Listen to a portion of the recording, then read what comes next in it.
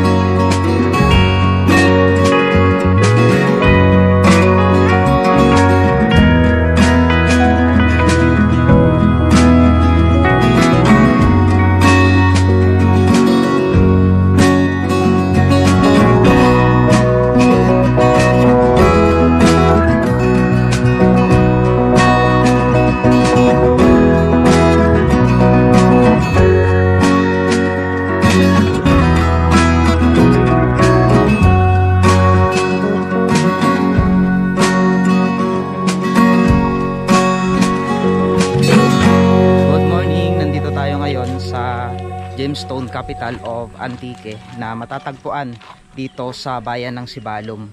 So kung saan ito rin ay isa sa kinilala bilang National Heritage Park or part din siya ng history ng Antique. So bago tayo makapasok dito sa kanilang park ay kailangan muna nating mag-entrance at maglista ng ating pangalan.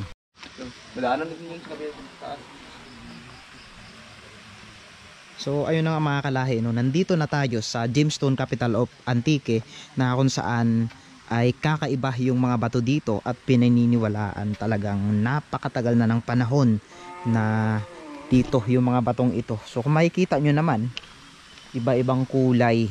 So bago tayo dumako dito sa area na to ay puntahan muna natin tong mga makikita nating bato dito dahil talaga naman nakakamangha dahil sa tinagal-tagal ng panahon ay isa ito sa mga nakilala bilang talagang napakagandang atraksyon na matatagpuan dito sa Antique. Grabe. So kakaiba talaga mga kalahi. Isang karangalan ang maipasyal kayo sa napakaganda at napakalawak na lugar na ito na matatagpuan nga dito sa kanilang lugar. At doon naman natin makikita sa part na yun ay mayroon din doon. So pwede po tayong umikot mula dito hanggang doon. So mula dito mula dito didiretso tayo doon sa may part nila, then iikot pa ganon. Grabe. So it's time, ito na talaga yung reality ng mga ginagawa natin. So napakalayo na ng mga napuntahan natin mga kalahi. Kulay pula. Look at that, grabe. Amazing talaga. So kasama ko nga pala si Mr. Mindurin yung mangyan. Ayun doon siya dahil in-explore niya rin itong lugar na to. Grabe. Tignan nyo naman po.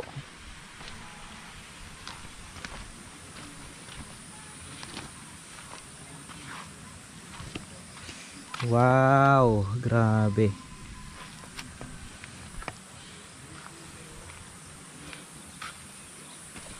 Ang laki na to mga kalahi, o tignan nyo naman. Iba-ibang kulay talaga. So dito nyo lang yan makikita. Kaya nga tinawag na gemstone capital ito, dahil dito nyo nga makikita yung iba-ibang kulay talaga ng bato. Ayan, oh, grabe, nakakamangha. So ano to, kakaiba. So dito na muna tayo. Iniwan ko muna si Mr. Mindoroño dahil nga mayroon din siyang ginagawa. So hindi kami pwedeng magkasama. Ayan, oh, grabe, tignan nyo naman. Wow, amazing. Napakaganda ng mga bato dito.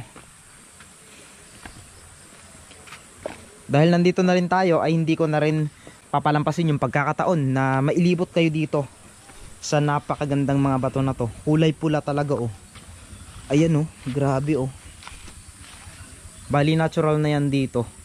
So libu-libong taon na ang nakalipas siguro, at nandito na sila nakatayo. Grabe, oh, ang laki na to mga kalahi. Can you imagine ganto kalaking mga gemstone yung makikita nyo. Ayan. So sa part na yun parang mayroong kristal. Ang lawak, oh. Iba-ibang kulay talaga. Parang mga rainbow. Then dadaan tayo dito.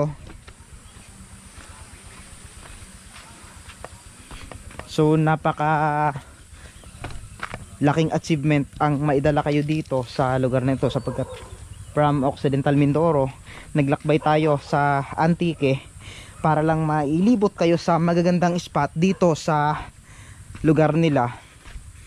Grabe, oh, inyo imagine, dambuhalang gemstone ang ating nakikita. So kung sa social media lang natin noon ito nakikita, ngayon personal na nating nakikita at nahawakan lahat. I mean, hindi naman lahat, kumbaga nahawakan natin yung bawat parte, gaya na to, diba? Wow. So comment lang kayo kung gusto nyong humingi, dahil kukuha kami ng remembrance dito. So pwede namang manguha dito, basta maliit lang, kumbaga remembrance lang, no? So dito naman, dako tayo dito. Ayan, itong part na tong napakaganda. Meron ako nakita dito mga kalahi. Wow, kaso nasira na. May mga aso, kaso nasira na yung iba. Yung ito, wow, look at that. Tignan nyo naman. Grabe, iba-iba yung kulay ng bato.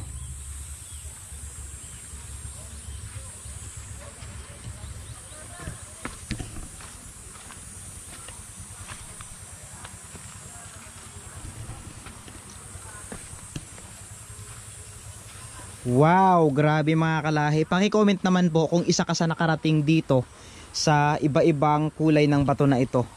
So nakakamangha, no, isang pambihirang pagkakataon lang ang makita ng ganito kagandang lugar na matatagpuan sa Antique. Ayan, grabe.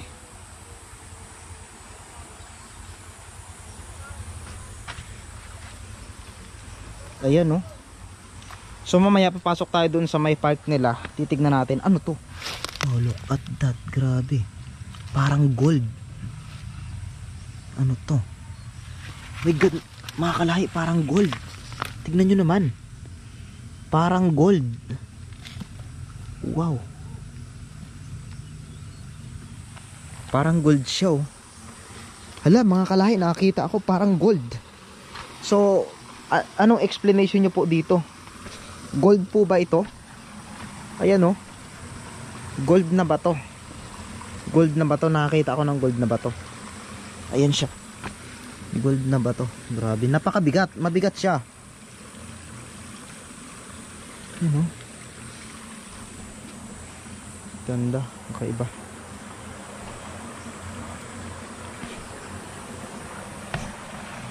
Wow, so wala ako ibang masabi kung hindi. Wow, napakaganda dito. Ayan, oh, lawak. Yan. Dito makikita talaga natin yung iba-ibang kulay ng bato.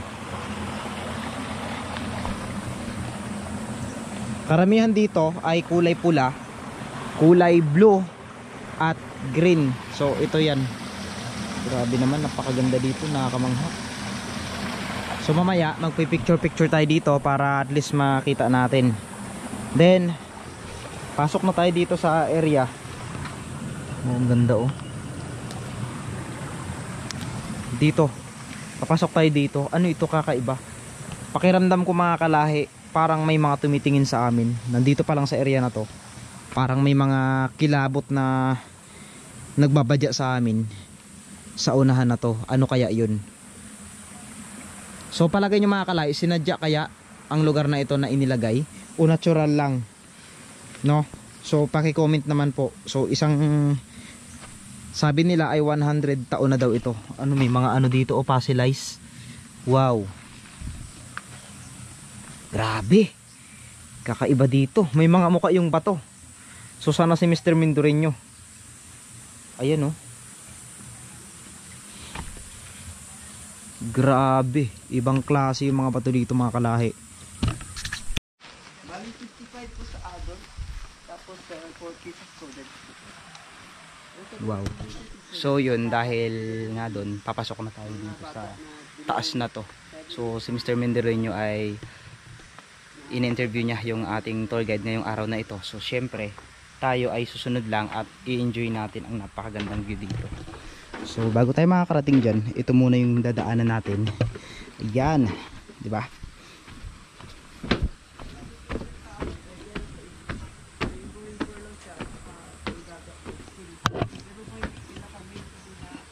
Wow, so ganito pala yung taas niya mga kalahi. Ayan. So ang tawag pala dito sa lugar nila ay ang Rainbow River na matatagpuan sa Sibalom. Then sa unahan daw po nito ay meron silang natural spring, cold spring, no? So parang yung smoke cold na sayo. Ayan, joke lang, baka maniwala ka. Ayan.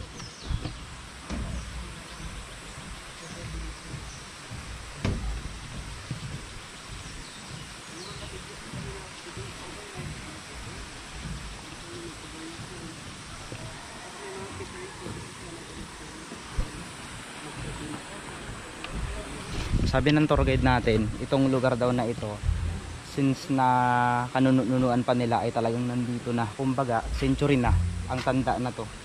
Kumbaga, hindi lang siguro 100 years old. Sobrang tagal na talaga.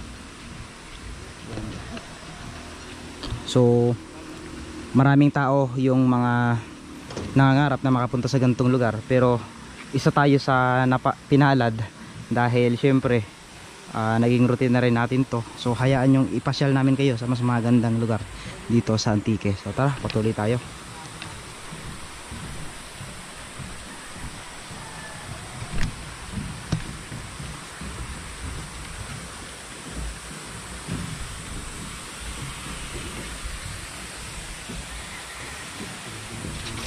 Ang lamig no. Grabe, papasok pa lang tayo, napakalamig.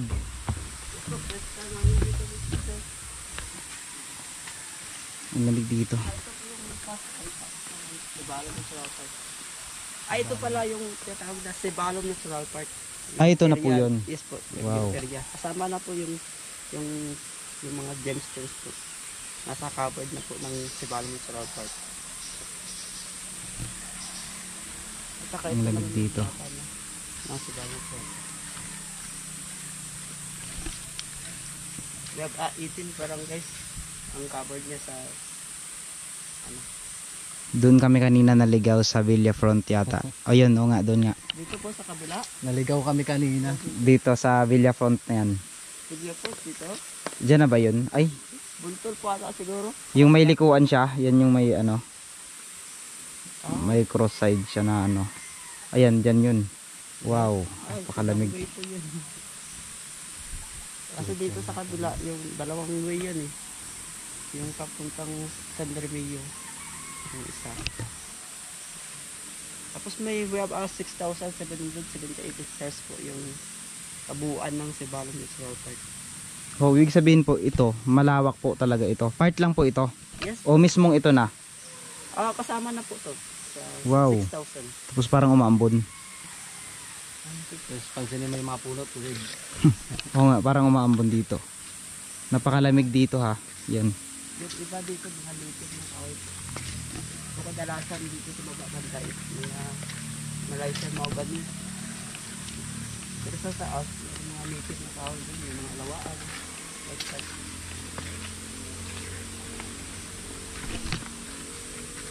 At saka kung makikita nyo sir, meron kami ano dito. Anong tawag po dito? Ratan po sir.